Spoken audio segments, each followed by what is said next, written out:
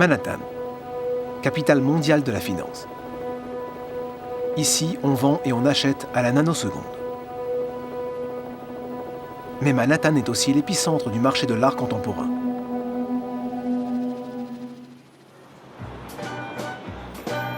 Je m'appelle Thomas. Je suis auteur et je me suis installé à New York il y a 4 ans.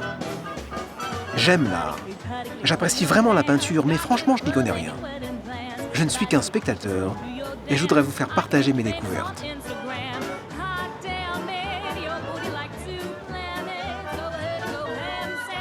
Il y a un siècle, Paris donnait le tempo au monde de l'art. Aujourd'hui, New York propulse un artiste là où Paris offre seulement du charme à une carrière. Pourquoi ce bouleversement ? L'art est intemporel. Pourquoi cette ville du profit à court terme influence tant le monde de l'art ? Quels sont les moyens d'exister en tant qu'artiste ? Je n'aurai pas de réponse à toutes mes questions, mais je vais essayer de comprendre.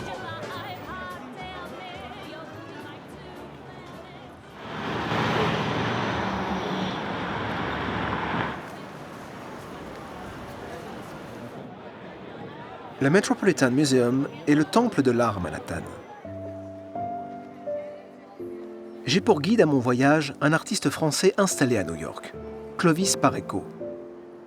Il peint depuis 25 ans et il est venu aux États-Unis écrire un nouveau chapitre de sa vie d'artiste. Le Metropolitan est son lieu préféré.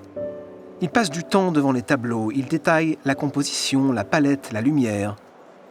Ici, les grands maîtres dispensent leur savoir à travers le temps. Clovis se retrouve souvent dans l'aile qui présente les œuvres de Rubens.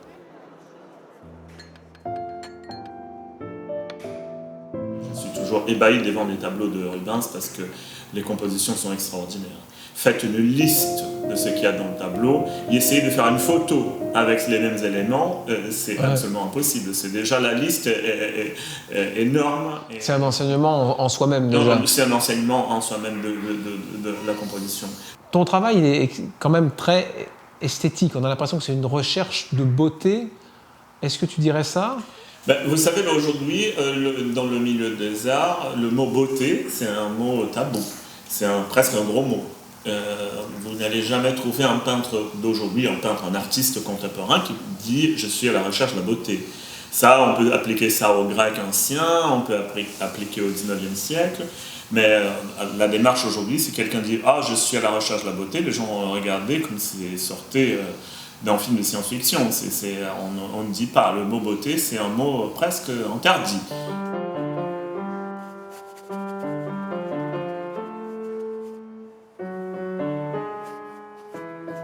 Pour moi, c'est physique, c'est un besoin presque d'un exorcisme. Il faut que j'exprime. Mais c'est au-delà de l'expression, c'est quelque chose, c'est un truc physique. Je ne sais pas expliquer mieux que ça. J'ai comme une vision du tableau au début. Je sais où je vais. Et tu n'es jamais satisfait ? Je n'arrive jamais où je voudrais exactement. C'est parce que la vision est toujours plus belle que la matière.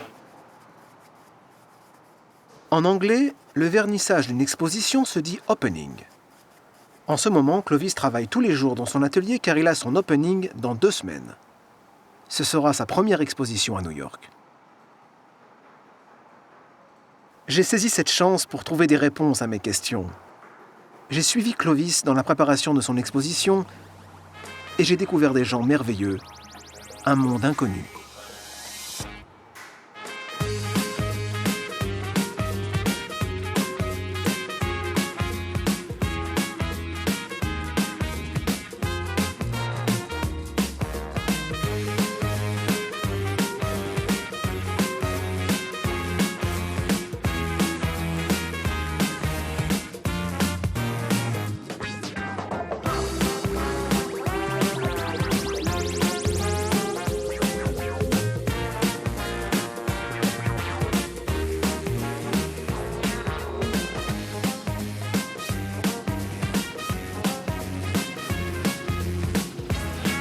Il existe plusieurs New York.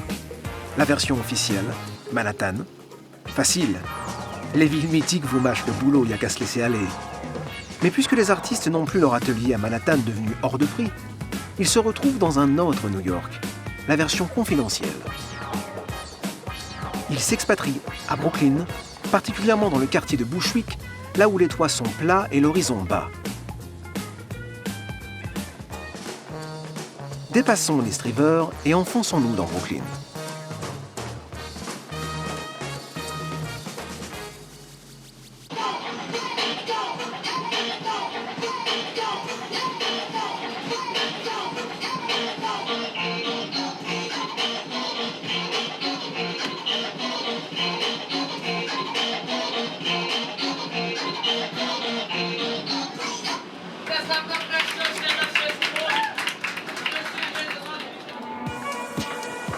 Bushwick est à 15 minutes de Manhattan par le métro. Si proche du cœur bouillonnant de la ville et tellement différent.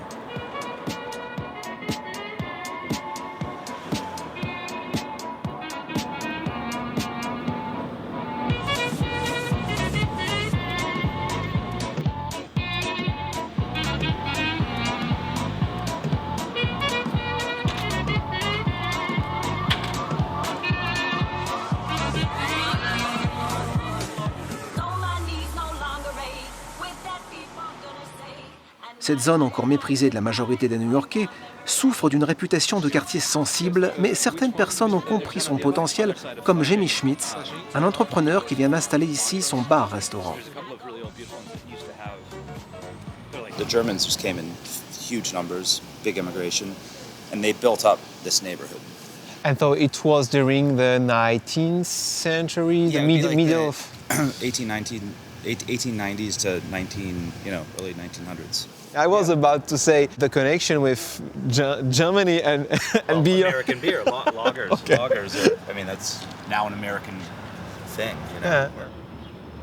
Do you think that gives a charm to the... Oh, for sure. Oh, there's a lot of benefits, I think, to reusing old industrial spaces. One, of course, is that especially a lot of the ones around here, since industry has left, they're fairly vacant. They weren't being used. So instead of pushing out the locals to do new things, you're inhabiting spaces that were otherwise unused. Yes.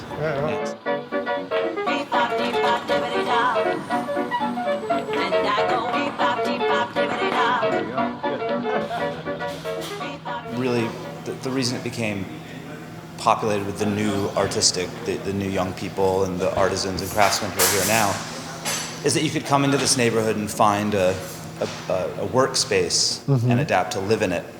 So I think as an artist, if you're working, whether you're painting or you're a sculptor or a metal worker or anything, you could find an affordable place and have this environment to work out of. Yes, because this is crazy. In Williamsburg, it's done already. Sure. It's so expensive now, right? Well, yeah, that's kind of the story of New York. I think it tends to digest itself.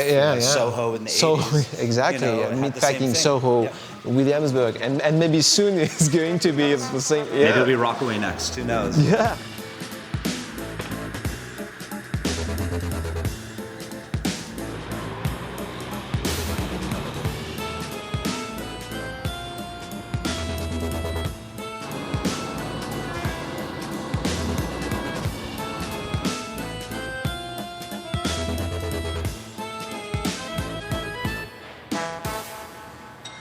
Ces ateliers dégagent un souffle artistique nouveau. Ici, on crée partout. Les artistes viennent tous les jours de Manhattan ou des alentours pour travailler dans cet environnement austère. En 2008, Rafael Alvarez a abandonné son métier d'ingénieur en ponts et chaussées pour proposer des ateliers à la location. Tous les jours, il reçoit des artistes qui cherchent un nouvel espace. So we built our first studios and we started getting different members, everything from fashion designers, web designers, a lot of artists, painters, sculptors, installers, and I started getting a feel for what people liked in studios. So we filled this one up and then we started our next studio in 2011. And for the first maybe 6 years, it's, in the transition, nobody wants to go there. But you have a lot of artists, and that's usually when we come in early and we start putting the artists in one location, so it's easier for them to be able to communicate, start building community, find friendships. build off of each other's creativity. And we have artists here that have been doing it for years and years because of the passion that they have. So I really respect that. They come in after 8, 10, 12 hours of work, and they come here to do their art. You know, and that's absolutely amazing to have that much passion that you say, you know what, I don't need sleep. You know, I'm going to go to work, you know, go to the studio, do something, and, you know, it's inspiring to see that. Le lieu attise ma curiosité. Je veux rencontrer d'autres artistes pour comprendre comment ils s'exposent et existent. Je fais la connaissance de Luis Martin qui s'est totalement consacré à sa passion pour l'art. Il pratique le collage de façon moderne, par ordinateur.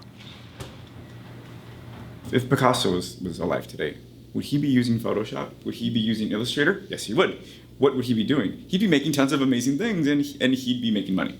So why not me, right? Yeah. So I take pictures of myself. I take pictures of people. I collect pictures and I collage them. And it's almost like composing a song or a melody. So making things disappear and reappear. It's called sentando cabeza, which means to settle your head. And in Spanish, it's an idiom or a saying that people say to people who don't have a job. They say, you know, settle down, find a normal job, start being an adult. Yeah. So this was kind of like my declaration of independence, saying, I am an artist. I'm not going to settle my head because, you know, this is what I have to do. Paintings, and to have that as Luis aide aussi d'autres artistes à se faire connaître par Internet, organise des expos collectives, développe un esprit d'entraide.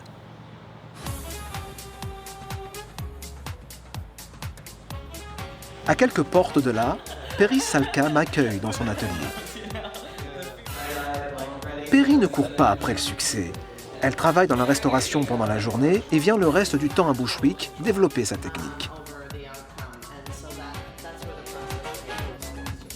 And do you use some, because there is a straight... Yeah, so I just prop the paper up. I'll just put whatever I can grab sort of underneath the page, and it'll lift the page up on one side and all the water will kind of flow, you know, down. And then with this sort of very graphic area, this is actually just evaporated over a few days, about 3 days. I just let it sit and do its thing. I have this little ritual where I don't come to the studio while it's drying. But this, it's like, you can kind of project whatever you want onto it and see whatever you want. I mean, that's... Les œuvres de Perry ont été récemment exposées dans la galerie du bâtiment. Luis fut le commissaire de l'exposition, le soutien principal de Perry. I think we're conditioned as artists, fine artists, to think that we have to work and work and work, and someday someone's going to knock on the door and say, I've discovered you. And, you know, and now we're going to go to the gallery and we're going to sell your paintings for millions of dollars. And while that might happen, and it has happened and it will happen, but it's very few and far apart. So I'm not going to wait for that. I'm going to make it happen. And if I can bring other people with me and help them make it happen, then I will. And that then becomes an ecological system that supports each other. From good or from bad, it's still a way to support what people are doing. But I think Bushwick is in such a small, it's its infancy at the moment, and right now everyone is mixed and everyone's kind of rubbing up against each other and meeting each other, and at some point naturally they're going to grow up and they're going to start segregating and like, oh, you know, the abstract's here, the gay's here, you know, the whatever there, and that's okay. It's gonna happen. Yeah, we know that. Yeah, but it's about making these connections now that will grow into something more deep. Why does art still exist? Because it seems everything has been done. Do you know what I mean? Oh, sure. I feel that way too. You know, when you get in a rut and you're like, what am I doing? You know, is this important? Like, does anybody think this is important? You know, and how do you know? You know, until you get a little feedback from someone, and it's like, okay, you know, at least someone sees it. You know, but is art? I think art is still important because people, they need that. They need that escape. They need. It's one of those. I don't know. For me, it's just one of those things that, like, thank God, we as humans can do something like this, you know.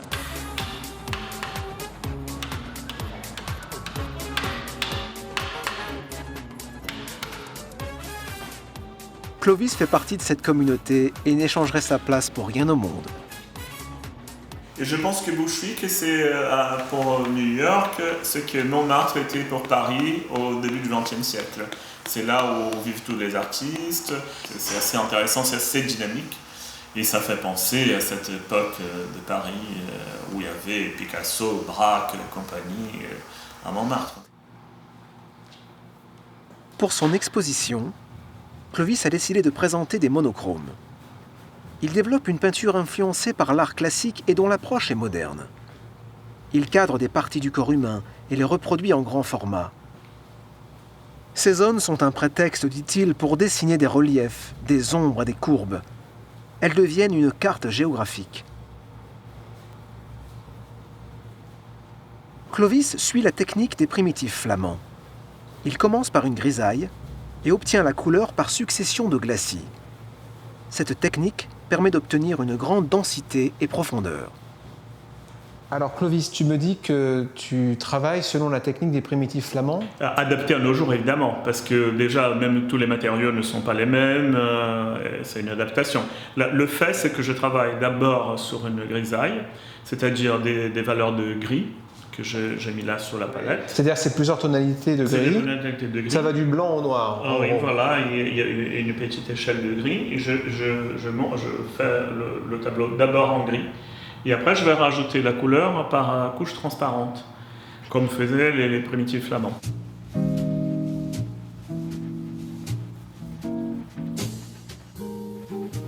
Exposer des monochromes, courir le risque de peindre des grands formats, faire une recherche approfondie sur les couleurs, ce projet demande du temps et de l'espace. J'ai le sentiment qu'à Manhattan, Clovis serait contraint de faire du chiffre, de produire par exemple des toiles plus petites pour mieux les vendre. Une question naturelle me vient.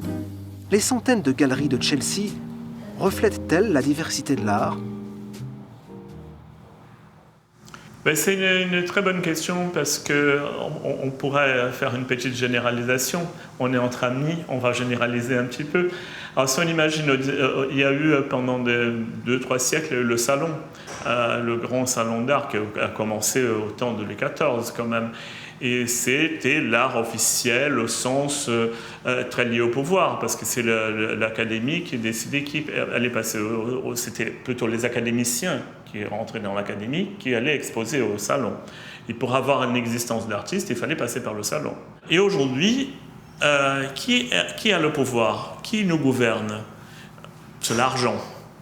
Et l'argent s'est infiltré tellement dans ce marché, et les galeries de Chelsea, parce qu'à Chelsea, il y a 300 galeries quand même, plus de 300. C'est un truc énorme. Et si vous voulez vous promener là-bas, vous allez voir, c'est comme au salon, à peu près, parce que les jours de vernissage, je ne sais pas combien qui sont ouvertes, qui montrent leurs artistes, et c'est très monotone. Les gens essayent de rentrer dans ce marché et d'être validés par ces galeries. Parce que ces galeries-là, aujourd'hui, font office du salon, quand même. Donc rien n'a changé, alors c'est ça non, si on généralise bien, non.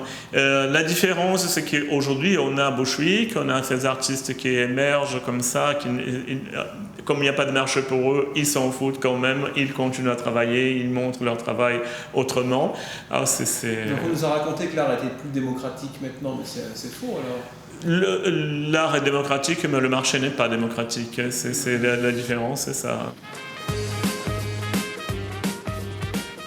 Alors quittons Bushwick, ce grand espace, ces anciennes usines, ces petits lotissements. Retrouvons Manhattan et posons-nous d'abord à Chelsea.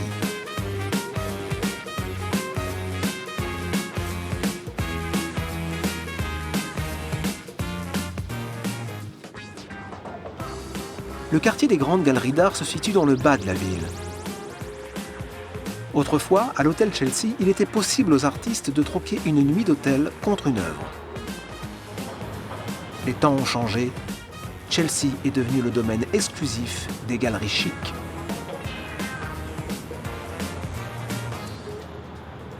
J'ai tenté de rencontrer les représentants de ces galeries.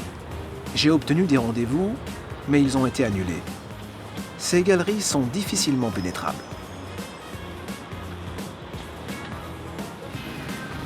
petit monde n'est pas à l'image de New York. La ville n'est pas exclusive. J'ai eu la chance qu'une amie partage avec moi sa passion pour la ville et me montre autre chose que les lumières et le grandiose, et autre chose que le snobisme et l'esprit de clan. Depuis mon arrivée, André Kalmorgan me fait découvrir New York dans sa diversité. J'ai pris rendez-vous avec elle car elle peut m'éclairer.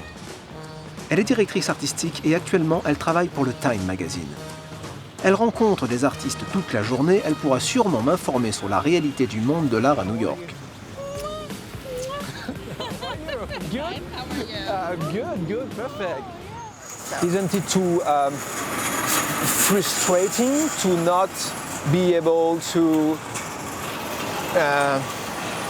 give work to everybody because you have a few room in the magazine, right? Oh, yes. I love, if I could do More. nothing but, commission illustration, buy art all day long. There are so many amazing, wonderful people and the talent is there. It's just, yeah. That's amazing because in New York we find art everywhere, Right. and artists everywhere. Yes. And there's just an abundance, an overabundance, an embarrassment of riches when it comes to that kind of thing. So many talented people. It's amazing because since we talk about art, especially in New York, we talk about money. Oh, exactly. That's connected, Right. like- Yes, it's not at all. Il est presque impossible d'éviter le sujet de l'argent dans cette ville des affaires, du luxe et de la technologie, dansant à la cadence infernale du profit.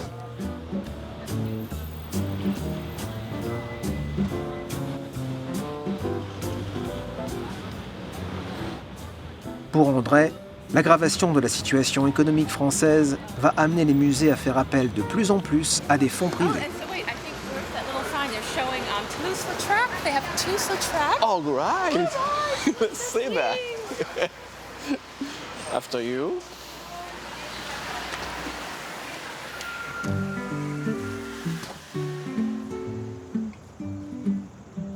Peut-être est-ce ma façon bien française de sacraliser l'art, mais en Amérique, business is business.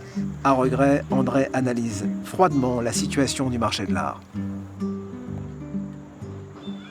It's very much like, for example, the real estate market, I believe. Here in New York, some of these buildings that surround us here are actually, these are apartments that go for millions and, up to $90 million for an apartment over there. That's incredible. Yet it stays empty most of the year.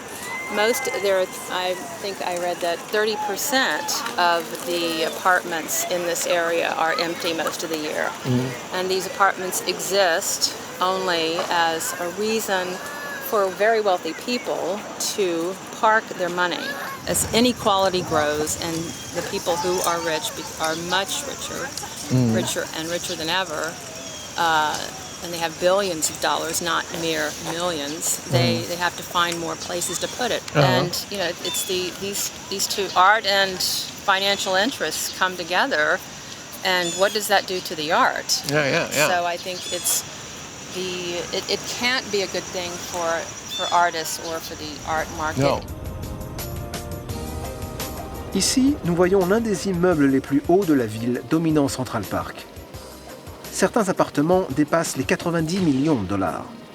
Un riche propriétaire a ironiquement baptisé son acquisition le Mona Lisa des appartements.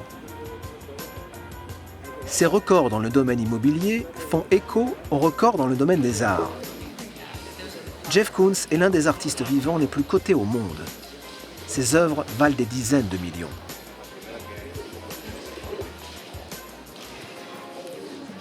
Je me demande ce que ces extrêmes révèlent de notre temps. Au musée Whitney, la rétrospective Jeff Koons a été un véritable succès. Ses œuvres brillent et j'ai le sentiment que le public vient faire partie de l'événement pour briller lui aussi, se refléter dans les œuvres. Il se prend en photo et peut même acheter l'assiette Jeff Koons, le calendrier Jeff Koons ou une reproduction miniature d'une œuvre de Koons. Je suis un mini riche, je possède un mini Koons.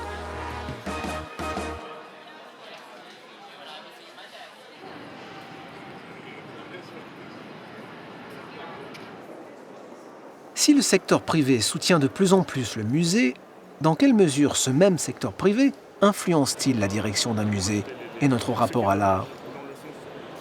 Pour moi, le musée, c'est un endroit très important parce qu'il garde l'art, il le sauvegarde, l'art de façon générale. L'art reste assez accessible à tout le monde. Mais c'est en même temps un truc assez moderne, le musée, parce qu'il date d'il y a 200 et quelques années. C'est juste après la Révolution française. Et aujourd'hui, on aura du mal à imaginer un monde sans musée. Toutes les villes grandes et importantes, elles ont des grands musées et qui sont des endroits de grande visitation et tout. Et je pense souvent au nom. Musée veut dire la maison des muses. Et les muses sont nos inspiratrices. Et je pense que l'endroit sert à nous inspirer aussi. Et je regrette beaucoup qu'aujourd'hui les gens visitent les musées comme on feuillette un magazine à la salle d'attente d'un dentiste. Oui, ils font presque plus attention un peu à ce qu'ils voilà, ils passent comme ça, ils zappent, parce qu'on vit dans ce perpétuel zapping de tout, et ils ne regardent même pas le tableau. J'ai vu plusieurs fois des gens qui prenaient des photos des tableaux qu'ils ne regardaient même pas. Philippe de Montebello était l'ancien directeur du Metropolitan Museum et il disait que les musées ont totalement perdu pied avec le monde de l'art, avec le marché de l'art. Oui, M. de Montebello dit qu'aujourd'hui, les musées ne sont plus dans le jeu pour acheter des nouveaux tableaux, des nouvelles acquisitions, pas que des tableaux, mais parce que le marché de l'art est devenu tellement inaccessible, tellement cher, que même les musées ne peuvent plus acheter de nouvelles choses. C'est très intéressant la relation qu'on a par rapport à l'argent et l'art, parce que c'est un thème qui est un peu tabou, parce qu'on imagine l'art en quelque chose de sacré, quelque chose qui ne doit pas toucher à la matérialité. Aujourd'hui, on n'imagine pas quelle était la valeur de la chapelle Sixtine. On ne sait pas combien Vinci a demandé pour la Gioconda, qui n'a jamais été payé parce qu'il n'a jamais rendu ce tableau.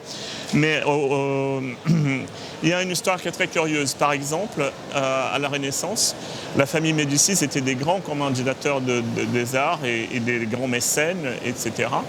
Ils ont financé beaucoup Botticelli, qui a peint un tableau qui s'appelle l'Adoration des mages, qui est à Florence.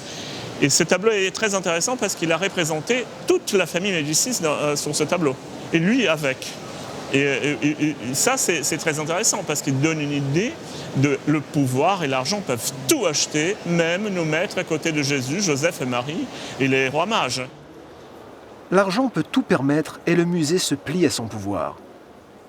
Il devient le lieu qui, d'un coup de baguette magique, transforme en art tout ce qu'il accueille. Mais ainsi, l'argent finit par discréditer le musée et l'art qu'il représente. C'est un très dangereux double tranchant parce que, par exemple, une statue de Rodin qu'on trouve sur un parking, c'est toujours une statue de Rodin. Une pile de briques qu'on trouve sur un parking, c'est une pile de briques. Mais si tu mets cette pile de briques dans un musée, ça devient une œuvre d'art. Je me souviens que le critique, justement, Robert Hughes, avait mentionné ça. Il mentionne cette pile de briques, que c'est une pile de briques connue, que je pense qu'elle est à Londres, dans la Tate Gallery. C'est vrai que c'est assez étonnant, parce que c'est l'espace du musée qui va sacraliser. Mais en réalité, c'est l'art qui sacralise, puisque l'espace du musée représente... L'art, oui, voilà, c'est ça. Il y a une sorte de relation vaso-communicante avec l'art et le musée, etc.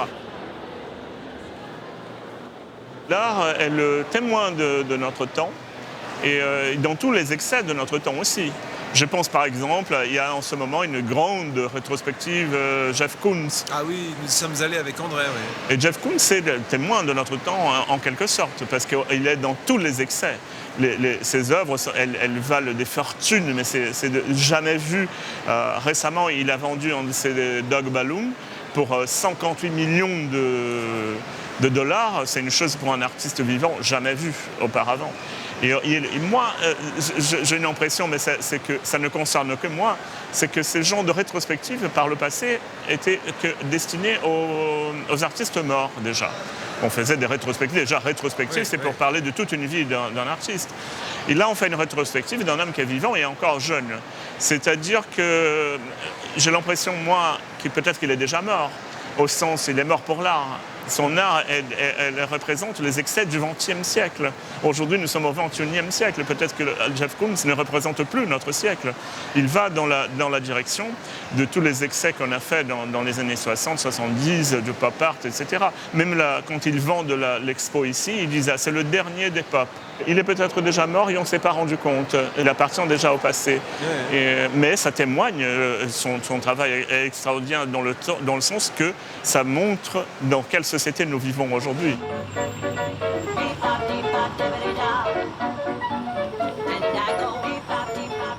Chose rassurante, être artiste à New York sans l'appui des milliardaires ou le soutien des grandes galeries internationales est parfaitement possible. Il existe d'autres solutions.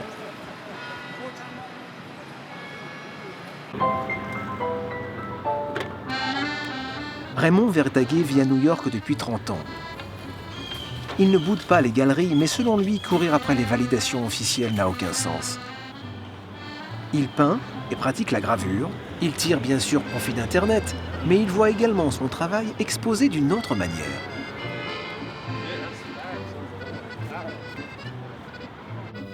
Son appartement abrite son atelier. Parmi ses pinceaux, sa presse, ses outils, je découvre les illustrations que Raymond a réalisées pour des journaux comme Le Monde, le New York Times ou la revue 21. Pour un artiste, la presse est également une vitrine, une façon d'atteindre un public. Raymond aime sa liberté et sa conception artistique de l'illustration se confronte au pragmatisme américain. Par exemple, aux États-Unis, si tu as par exemple un texte qui te vient d'un magazine ou d'un journal, c'est vraiment de se tenir très près du texte. Par contre, en France, par exemple avec Le Monde ou des journaux comme ça, oui, il y a beaucoup plus de flexibilité. Il n'y a pas du tout la même. On te demande pas de suivre. Si tu regardes plus ou moins les magazines ou les journaux, c'est très décoratif, quoi. Tu vois, en général, c'est évocateur de plus ou moins de ce qu'on m'a parlé. On parle d'automobile, on parle d'immobilier, on parle de toutes sortes de bêtises. Et il faut quelque chose pour meubler. Et il y a toujours Raymond grave différents supports, le bois, le linoléum, et apprécie cette pratique car il est d'abord un artisan. Il y a ce côté artisanal aussi que je trouvais très important. J'ai retrouvé en Italie que l'artiste et l'artisan, c'est très très très proche. Et actuellement, l'artiste, ça n'a plus besoin d'être un artisan. Tu vois. Il peut prendre des choses sur le net et puis les bidouiller, les transformer avec des programmes. Et ça aussi, c'est vraiment... Mais vouloir séparer... Toi-même, pendant longtemps, tu as un peu laissé tomber les galeries. Est-ce que tu... Ah oui, alors le système de galerie. Mais c'est-à-dire qu'une façon assez naïve, je me suis un peu dirigé dans cet univers un peu bizarre de ce qu'on appelle l'illustration, parce que je pensais que c'était une façon beaucoup plus honnête ou beaucoup plus directe de dialoguer avec le public. Et aussi de ne pas rentrer dans ce système de vente et de valeur. Une chose qui m'avait vraiment complètement sidéré au début quand je suis arrivé, quelqu'un m'avait dit combien tu vaux. Je me dis comment je vaux. Il m'a dit moi je vaux $75 de l'heure. Ah bon. Ça m'avait vraiment surpris. Ça voulait dire que s'il devait me consacrer du temps pour quoi que ce soit, il fallait que je sois disposé à lui payer $75 de l'heure parce que c'était ça que son temps en valait. Raymond est lucide sur le marché de l'art. Pour lui, acheter de l'art contemporain est aussi une façon de placer son argent et de spéculer avec. Les marchands, je crois, depuis le surréalisme, ont trouvé un truc merveilleux parce qu'ils peuvent vendre ce qu'ils veulent. Parce qu'il s'agit de raconter une histoire, que ça c'est pour ça et à cause de ça et pas à cause de ça. Et les gens qui n'ont aucune sensibilité, aucune notion de l'art, mais qui ont le pouvoir d'acheter, vont acheter. et vont investir et vont dire bon ben ça on le prend parce qu'après ça va être plus, c'est dans tel musée, c'est dans telle collection, et tout ça c'est toute une manipulation. Exactement comment tu peux dire qu'ici ça coûte tant le mètre carré et qu'un peu plus haut là à demi-heure ça coûte 10 fois plus. Ouais. C'est le même terrain, c'est le même endroit. C'est le même air qu'on respire. C'est le même air, c'est la même pollution. Un peu moins à côté de Central Park, certainement. Ouais. Mais quand même, tu vois.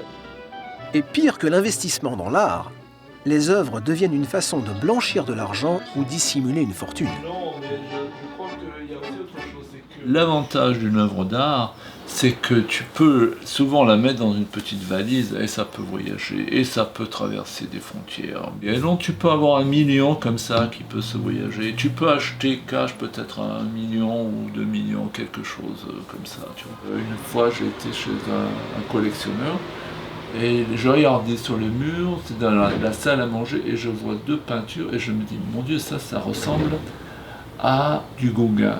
Et on me dit, oui, effectivement, c'est des Gauguins. Des Gauguins qui n'ont jamais été vus, jamais exposés, jamais dans un musée, jamais dans un catalogue. Il faut avoir, disons, cette opportunité d'aller, par accident, dans cet appartement pour voir ces 2 œuvres.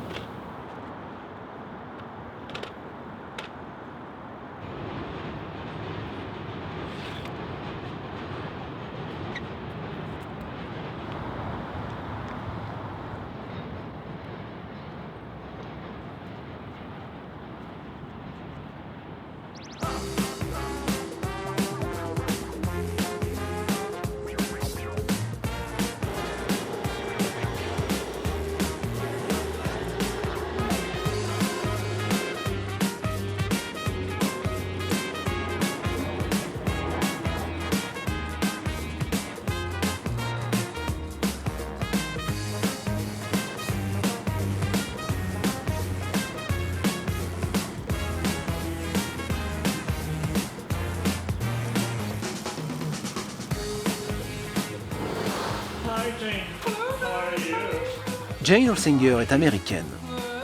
Elle est la voisine d'atelier de police.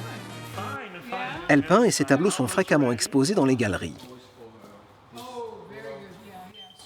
Ses œuvres lui ressemblent. Elles sont humbles et délicates. Jane a su garder une fraîcheur malgré la réalité du monde de l'art. Pour elle, mettre un prix sur une œuvre lui paraît totalement abstrait, mais c'est une question que les artistes doivent aborder. I went to the New York Studio School, which is, for 3 years, which were the abstract expressionists. Like we still had the first generation around to learn from, and they were telling me, "Don't look at money, you know, do your work." The schools began to put out people, and whatever came through that program, I'm sure, you know, prepared students for going out into the market. Faire de l'argent obéit à des règles d'ordre mathématique, ce qui me paraît difficilement compatible avec l'art.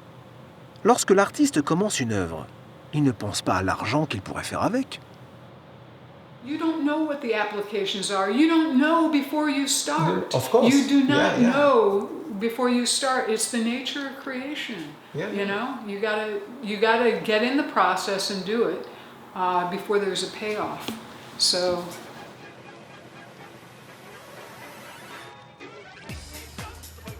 Je me demande comment les jeunes artistes réagissent face à cet état du marché de l'art. Jane donne des cours à la Montclair State University dans le New Jersey. J'aimerais poser quelques questions à ses élèves.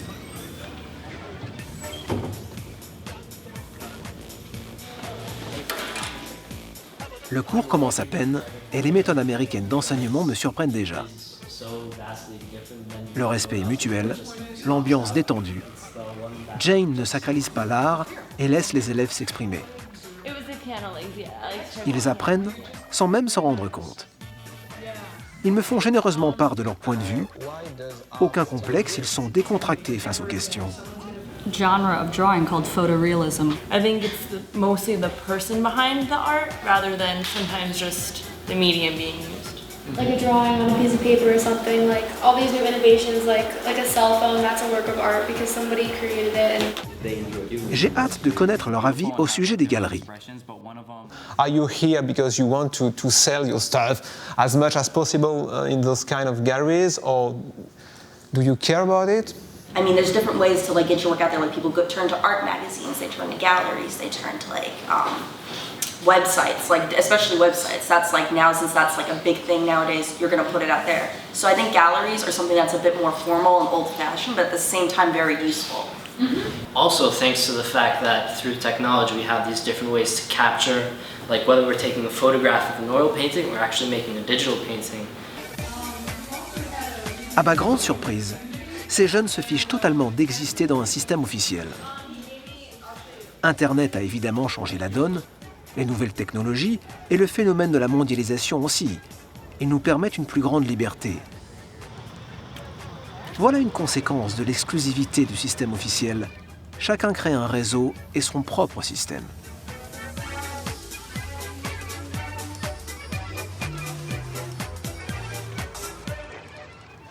Face à la situation du marché de l'art, l'état d'esprit des investisseurs et le baratin au service de la vente, je comprends mieux l'art urbain et les motivations de ces artistes. À Bushwick, ce mouvement fleurit sur les bancs, les murs, les lampadaires. Je rencontre l'artiste LMNOP qui a choisi cette solution pour la liberté totale qu'elle offre. I've been an activist my whole life. I was involved in the anti-nuclear movement, the anti-capitalism. Also, I'm an environmentalist. I made a piece about Gaza. It's in the doorway of the street. Okay. Another kid. I like to show the world through the lens of a child. Like how are they experiencing our world? Yeah. How is what we are doing affecting them in their future? There are so many, there is no end. It seems that's always a struggle to... Yeah. Once you fight one, yes. then another head, it's like Medusa with many heads. Yes, exactly. Up, you're like, no, and then you're like, no. Like, oh, no, over there. Like, capitalism is the problem. You used to be displayed, to be shown on galleries. Yeah, I was doing that scene, and I just got really disillusioned with it because I want my art to belong to the public. I don't want it to be privatized. I want it to be just available for kids, little kids, people that aren't exposed to art necessarily usually. For everybody, just of course, see. Yeah. And maybe every day they see it and it gets to them. Yeah. Like they have a conversation with it daily. I want to disassociate art from money. Of course, I like to get paid for my work because art is labor. Yes, and art is labor, and a lot of people don't understand that art is actually labor. They think, oh, you're having fun, you're enjoying it. Oh, just do it for free. But artists need to eat. Artists need a house. Artists, all of the stuff that goes along with living. So I want to disassociate my art from the commodification that happens in galleries, but at the same time, it has value. My labor has value. So.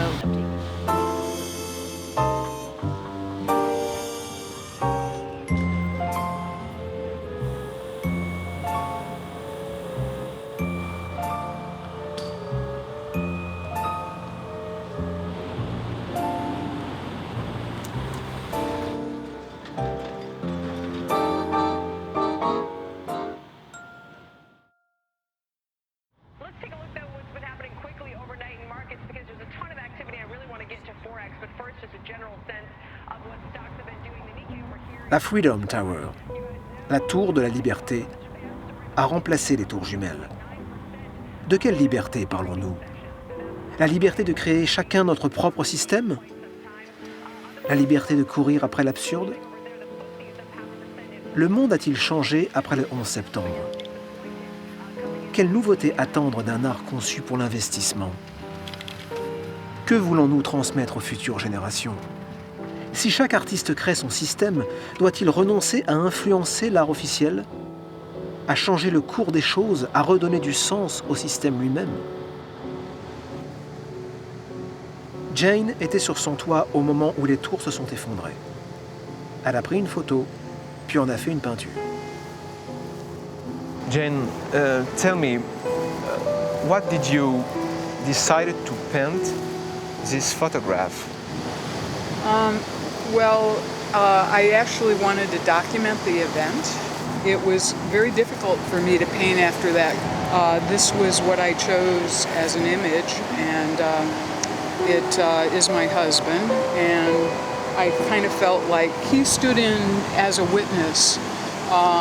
Rather than a direct view, I stepped back. Maybe these changes in the art world itself is more like we've got to talk now.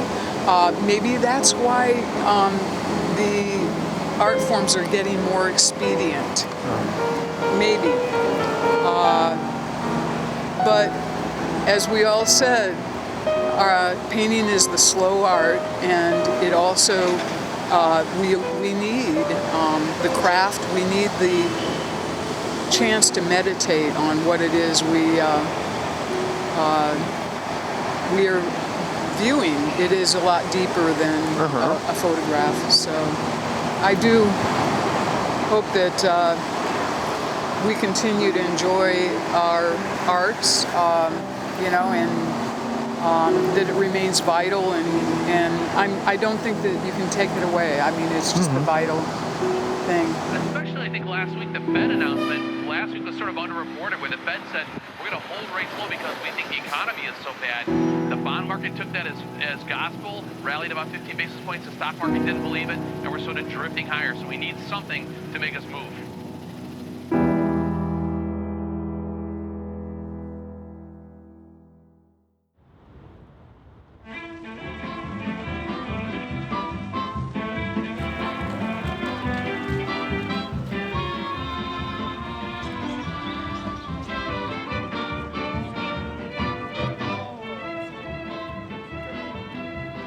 Aujourd'hui, je réunis les artistes pour un pique-nique, l'occasion de leur faire partager leurs opinions.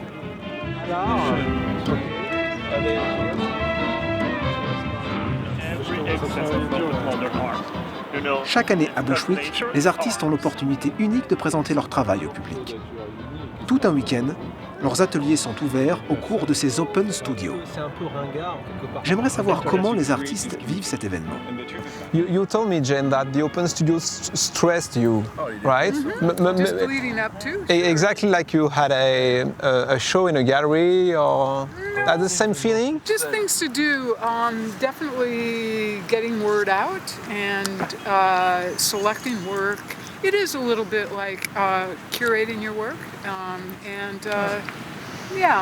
I think also just contacting your list, whatever it is, make sure that it happens. So, and I had things to finish. So, yeah. Not quite the same stress level as a gallery, believe me. Yeah, okay. Yeah.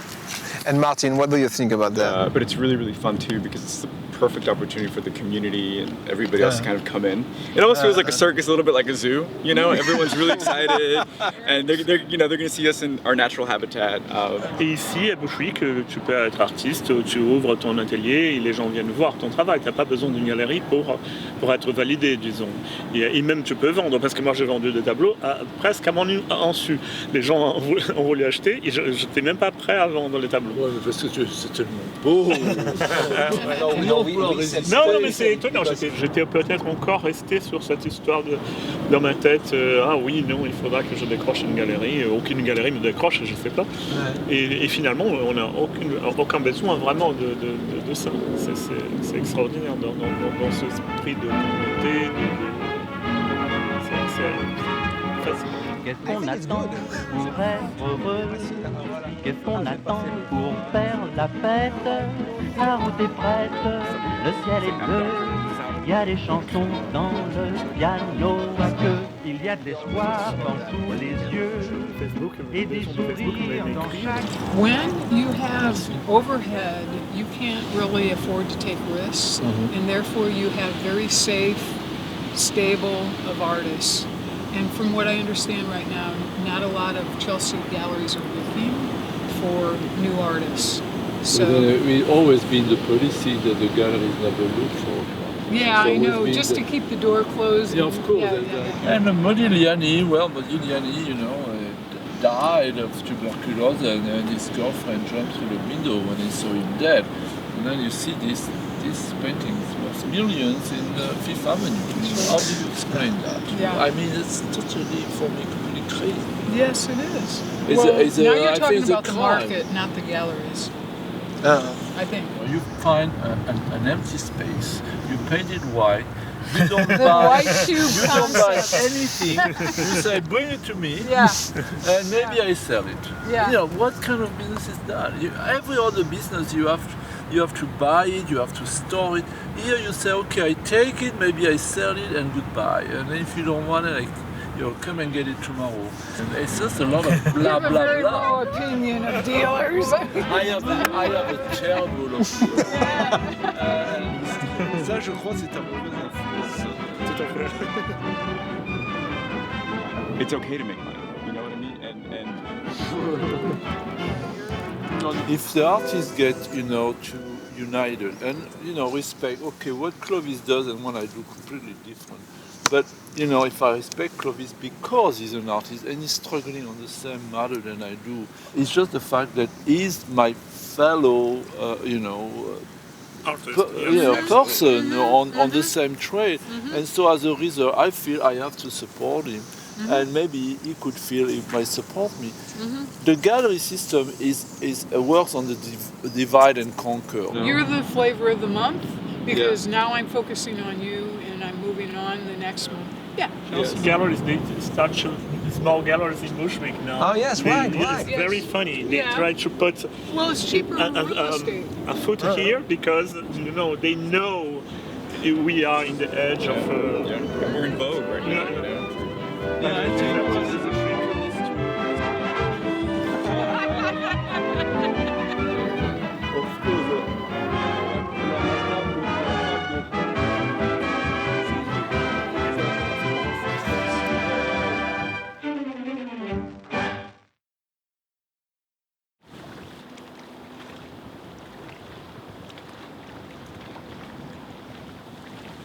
On the next month. Yeah. Also galleries, they start to small galleries in Bushwick now. Oh, yes, right. It's very funny. They try to put Well, it's cheaper in real estate. a foot here because they know we are in the edge of. We're in vogue right now.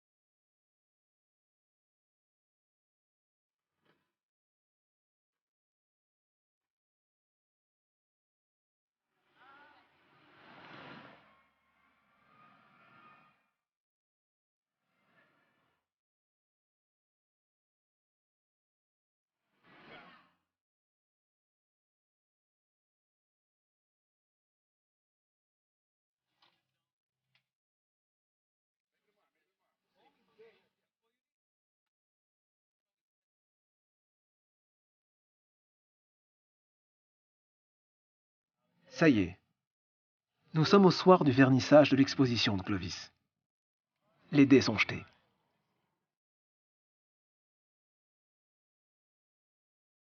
Le public sera-t-il intrigué ou observera-t-il simplement la beauté qui se dégage de ces tableaux? Avant le lever du rideau, j'ai besoin de faire un bilan. La conclusion pourrait être amère face à un système énorme qui divise plus qu'il unit. Mais après avoir échangé avec ces artistes, qu'ils soient d'ici ou ailleurs, qu'ils aient 20 ou 70 ans, je dois admettre que chacun à sa manière m'a rendu plus vivant, plus léger aussi. Du plus profond de son individu, chacun redonne ses lettres de noblesse au collectif.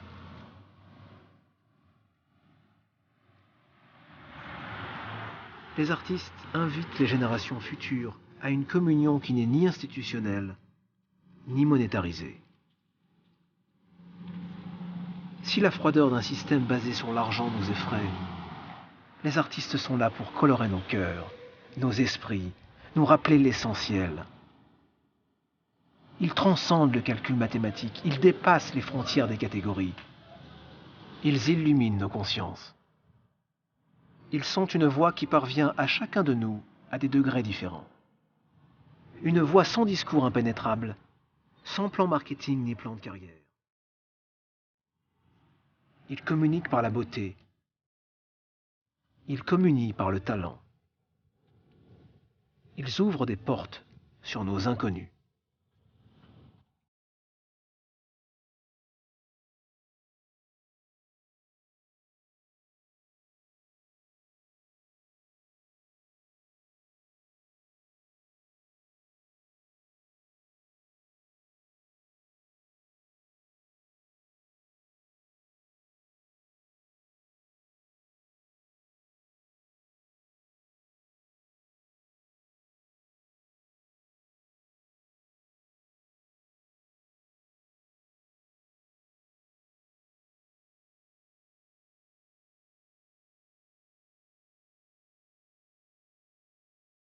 L'art nous guérit de tout, de toutes les dépressions, de toutes les maladies.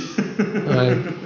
Oui, absolument. L'exercice de l'art peut nous guérir. D'ailleurs, c'est la seule chose qui reste à la fin. Les civilisations passent, l'art reste. On ne sait rien vraiment de comment c'était la vie en Égypte, par exemple.